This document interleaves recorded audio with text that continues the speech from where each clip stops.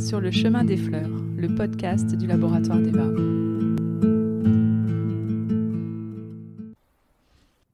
Bienvenue sur le chemin des fleurs, le podcast du laboratoire d'Eva, une histoire entre l'homme et le végétal. Il s'adresse à tous les amoureux de la florithérapie et à tous les chercheurs de mieux-être émotionnel. Sur le chemin des fleurs, le podcast des émotions pour exprimer le meilleur de soi. Je suis Céline, attachée à faire connaître le laboratoire d'Eva depuis plus de 15 ans, animée par ses valeurs et son engagement au service du soin émotionnel. Dans cette première saison, nous vous emmenons avec Corinne dans les coulisses du laboratoire d'Eva, à la rencontre des préparateurs et des cueilleurs. Ils sont la dernière clé, l'ultime étape. Ce sont les préparateurs et préparatrices du laboratoire d'Eva. En toute discrétion, ils prennent soin des élixirs mères pour les conditionner en flacons, mais aussi assembler les composés. Ils vont tout nous raconter dans cet épisode. Comment prépare-t-on un élixir floral ? On passe à la phase labo de l'élixir floral. Donc je suis en compagnie de Solène et Delphine. Solène, comment se prépare-t-on pour la réalisation de l'élixir floral dans le labo ? Là, on a vu les cueilleuses. On a vu qu'elles avaient chacune une façon de faire. Et vous ? Alors, pour la réalisation d'un élixir floral, en fait, l'idée, c'est de travailler le plus en conscience possible, dans le calme, afin d'accompagner au mieux notre geste, d'observer un état d'être bienveillant et centré, afin d'avoir l'esprit léger. Il faut aussi avoir une odeur corporelle neutre, afin de préserver au mieux la qualité de nos produits. Toutes ces attentions sont réunies dans une charte qui est affichée à l'entrée du laboratoire. Et quelles sont les qualités nécessaires, des qualités intrinsèques à ta personnalité, à vos personnalités ? Alors, les qualités nécessaires pour la réalisation des élixirs sont avant tout le respect des produits et de chaque personne participant à la création, la concentration, car nous sommes amenés à compter tout au long du processus de fabrication, donc du nombre de compte-gouttes au remplissage des flacons en quantité demandée. Il faut bien mettre le nombre de gouttes nécessaires jusqu'à l'étiquetage du flacon. Et la minutie, car c'est un travail de précision. Qu'est-ce qui te plaît dans ce travail ? Nous sommes vraiment la continuité du travail qui est fait sur le terrain par l'équipe des préparateurs-cueilleurs. Tout est manuel, donc en fait, ça va du remplissage des flacons à l'insertion du nombre de gouttes jusqu'à l'étiquetage sur le flacon de l'élixir floral. Ce qui nous plaît aussi, c'est la polyvalence des étapes de création et le travail en équipe qui demande une grande complémentarité. C'est un travail qui a du sens car il permet d'accompagner les personnes sur un plan émotionnel afin de retrouver un meilleur équilibre. C'est ça qui vous plaît le plus, c'est de savoir que la finalité de cet élixir va aider les personnes. Ça va faire du bien aux gens, tout à fait. Et que vous faites partie d'un long processus, d'une chaîne d'humains où vous êtes vraiment l'élément final. Delphine, quel lien tu entretiens avec les élixirs ? Alors en fait, je vais parler un peu au nom de l'équipe parce que c'est vraiment ça qui ressort. On a tous un lien très très fort avec les élixirs floraux, avec les fleurs, parce qu'on éprouve un grand respect en fait pour notre travail, pour toute cette chaîne dont tu parlais en amont, tout le travail qui a été fait. Et on sait aussi que les élixirs floraux sont issus des ressources de la nature et du vivant. Voilà, on a un grand respect pour ça. Chaque fleur va correspondre à un état d'être et possède des vertus extraordinaires qui vont venir aider les personnes qui vont les utiliser à guérir sur certains plans. Donc voilà, c'est un lien qui est très fort, qui nous accompagne au quotidien, qui nous accompagne aussi dans nos vies personnelles. Voilà, et c'est un langage quotidien pour nous. Voilà, on baigne dans cette sphère des fleurs et on est très heureux en fait de ça. Est-ce qu'il y a un rituel ? Il y a une sorte de continuité, effectivement, dans le travail que font les préparateurs cueilleurs sur le terrain. Nous, lors de la réalisation, on va procéder à une dynamisation, on appelle ça comme ça. C'est un geste séculaire, on pourrait presque l'appeler comme ça, un geste qui est universel et qui est reproduit à chaque fois. Voilà, c'est ça. Exactement. Nous avons également une étape importante lors de la réalisation des élixirs, c'est celle de se rincer les mains à l'eau claire après chaque confection d'élixir pour préserver le message unique de la fleur. Voilà, c'est important pour pouvoir nettoyer en fait la vibration de la fleur qu'on vient de préparer et qu'elle n'interfère pas dans celle que nous allons préparer par la suite. On a vu au cours des rituels, Solène, qu'il fallait rester particulièrement calme. Est-ce que tu as une recette par rapport au fait de te préparer le matin pour venir au labo et être dans un état d'esprit complètement neutre et serein ? Alors, j'ai pas vraiment de recette particulière, mais moi, c'est vrai que je suis de nature plutôt calme et posée, donc j'essaye de bien faire la part des choses entre ce qui se passe à la maison et ce qui se passe au travail. Donc, à partir du moment où je passe la porte d'entrée, voilà, je suis dans mon travail de la journée et voilà, j'essaye d'être le plus sereine possible et voilà, ça se passe très très bien.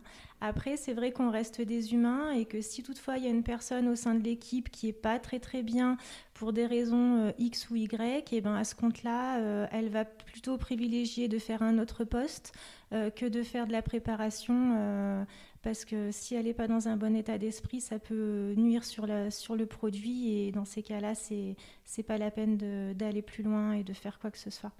Donc vous êtes très attentif à vous-même, mais aussi aux gens qui vous entourent. Oui, après, c'est vrai que si toutefois il y a une personne qui n'est pas bien, soit on va le voir, soit elle va nous le dire, ou voilà, on le conçoit tout à fait, et ça arrive, c'est occasionnel, mais ça peut arriver. Et il y a une super communication entre vous tous. Oui, on est une bonne équipe, il y a une bonne communication, et on se soutient les uns des autres, et dès qu'il y a une personne qui est un petit peu en difficulté, on n'hésite pas de venir l'aider. Enfin, voilà, on s'entend très très bien et ça, c'est très important.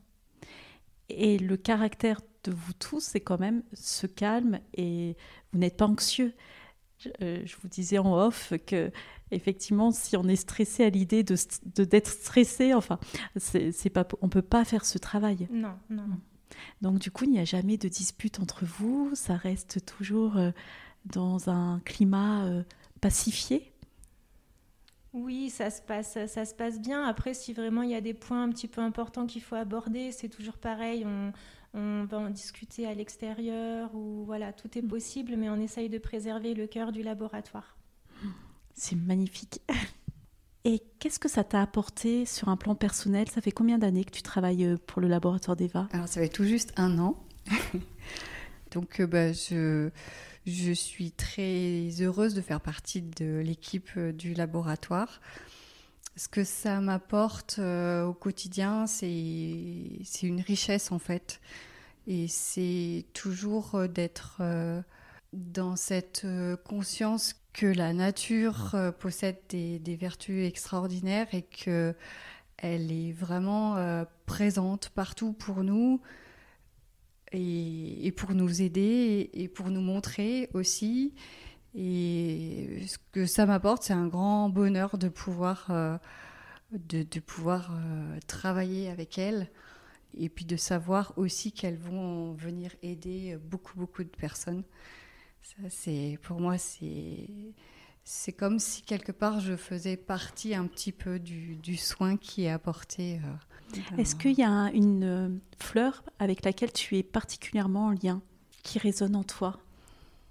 C'est une question un peu difficile parce que en fait, ce qui est étonnant, c'est que pour moi, particulièrement, je dirais non parce que ça dépend un petit peu du moment. Voilà, les fleurs vont venir à un moment donné dans notre parcours, dans nos vies, dans ce qu'on vit, dans ce qu'on traverse. Et il y en a une, voilà, qui va se sortir, qui va se faire un petit peu plus présente, effectivement. Et où on se dit, ah tiens, oui, celle-ci me parle. En ce moment, c'est vraiment celle-ci qui me parle. Et Et donc voilà, ça dépend, c'est toujours un petit peu en mouvement. C'est comme la vie en fait. Solène, j'ai une question pour toi. Parce que vous travaillez de nombreux élixirs toute la journée. On sait qu'il y a l'imprégnation des plantes, même quand on ne prend pas forcément l'élixir, ça peut s'imprégner en nous. Donc vous travaillez, on va dire par exemple une dizaine d'élixirs. Est-ce que par moment, vous pouvez ressentir un des élixirs que vous travaillez à l'intérieur de votre corps ? Alors, je pense qu'il y a des personnes qui sont plus sensibles que d'autres et qui arrivent effectivement à ressentir ce genre de choses. Moi, personnellement, je ne ressens pas. Après, dans l'élixir floral, ça arrive qu'on sente qu'il y ait certains élixirs mères qui aient une odeur particulière, qui sentent plus que d'autres. Mais moi, je n'ai pas ce ressenti-là, ce sens assez développé pour percevoir ce genre de choses. De toute façon, c'est tellement subtil. Voilà, c'est ça, c'est que c'est très, très subtil. Que peut-être ça peut te changer des émotions sans que tu en aies forcément conscience, sans que ça soit mentalisé. Quelle est la fleur avec laquelle tu te sens la plus proche ? Ça fait combien d'années déjà avant ? Alors moi, ça fait depuis 2007, donc ça fait une quinzaine d'années. Après, je rejoins un petit peu Delphine parce que c'est dur de s'approprier une fleur parce qu'on peut trouver une fleur aussi bien belle esthétiquement, mais qui nous correspondrait peut-être pas forcément au moment voulu. Après, voilà, moi j'aime bien le bouton d'or parce que je trouve que voilà, c'est pour la confiance en soi, donc c'est une fleur qui me correspond bien. Voilà, après ça dépend de l'instant présent et de ce qu'on vit à ce moment-là. Ça fait 15 ans que tu fais ce travail. Oui. Qu'est-ce que ça t'a apporté depuis ces 15 ans ? Est-ce que ça t'apporte une sérénité au quotidien ? Alors oui, moi je trouve que c'est un travail qui est c'est apaisant de travailler ici. On est dans le calme, on a un cadre magique. Vraiment à chaque saison, on a une bonne équipe. Donc ça, c'est très important aussi. Après, ce que j'aime, c'est la polyvalence parce qu'on a tellement de tâches différentes à effectuer que en fait, c'est jamais monotone. On tourne au niveau de... Chaque semaine, on fait des choses différentes. Il y a des nouveaux produits qui sont en cours de réflexion. Donc, c'est très diversifié et c'est dans le bien-être, c'est dans le bio, c'est dans la nature. Donc, tout ce qu'on a au quotidien autour de nous et je trouve ça vraiment magique. En fait, toutes les deux, vous êtes reliées au vivant depuis toujours ou vous avez pris conscience de ce vivant en travaillant pour Deva ? Moi, j'ai plus pris conscience en travaillant pour Deva, parce qu'avant, je faisais autre chose qui n'avait rien à voir, mais voilà, on s'en rend plus compte quand on est au quotidien en train de faire de la fabrication pour aider les gens. Et toi, Delphine ?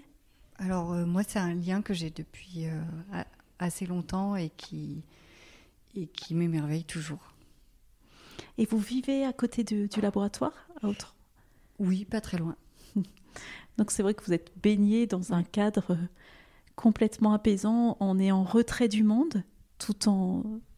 Enfin, on sent qu'il y a de la vie, il y a de la joie, mais on est complètement en retrait. Donc vous devez apercevoir le monde d'une petite fenêtre et avec beaucoup de recul. Ça nous permet en fait d'être vraiment en connexion avec la nature, le sauvage, les animaux aussi, parce qu'il y a beaucoup d'animaux ici.